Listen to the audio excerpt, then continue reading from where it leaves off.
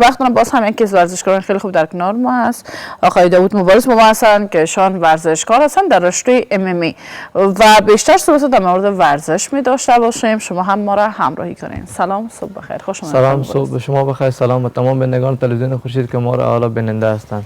ممنون از شما. خب فکر میکنم تحصیل نامه‌ای که در اینجا است به خودتان واگذار میکنم، هر کدامش که مهم است واسه میتونن نشان بدین و میخوایم بیشتر صحبت ها در مورد از اینکه چقدر مدت زمان میشه شما با ورزش MMA رو آوردین بشنویم از خودتان.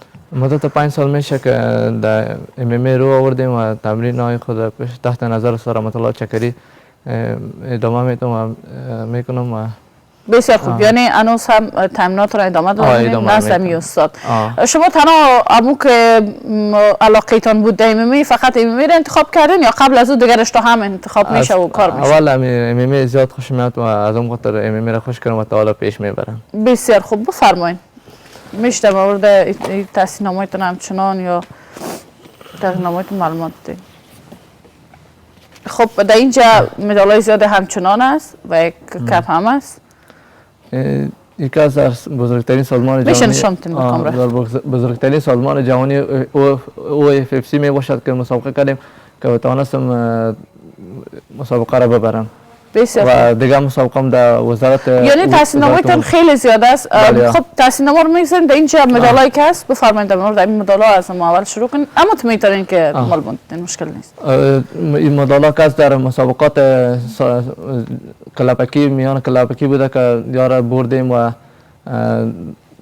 یعنی یک کلاب با دیگه کلاب که مسابقه داشتین شما برنده شدین. بله. کپ است چی وقت است؟ این کپ هم در یک سازمان جهانی OFFC بود که در ولایت به حساب بود مسابقه کردم که ایره توانستم ببرم. بسیار خوب. خب آقای مبارز میخوام ایره بپرسم که در مبارزات آزاد یا هم رشته MMA تمویل کننده چقدر میتونه رول عمده خود داشته باشه؟ یا حمایتگر؟ میخوایم از شما بشنویم. وقتی که حمایتگر باشی میتونی که تمرینات را به درستی پیش ببری، میتونه که بسیار خوب باشه. یعنی بالای یک ورزش سرمایه گذاری چقدر میتونه به نفع خود یک تجار هم باشه؟ میخوایم در این مورد از شما بسیار رول مهم دارد که وقتی که یک حمایتگر باشه میتونیم که رشد کنیم و بیرق سه رنگ افغانستان را بلند کنیم. واقعا که خیلی مهم است. خب شما که 5 سال تجربه این رشته را دارین، چند مسابقه خارجی داشتین و داخلی را همچنان که گفتین؟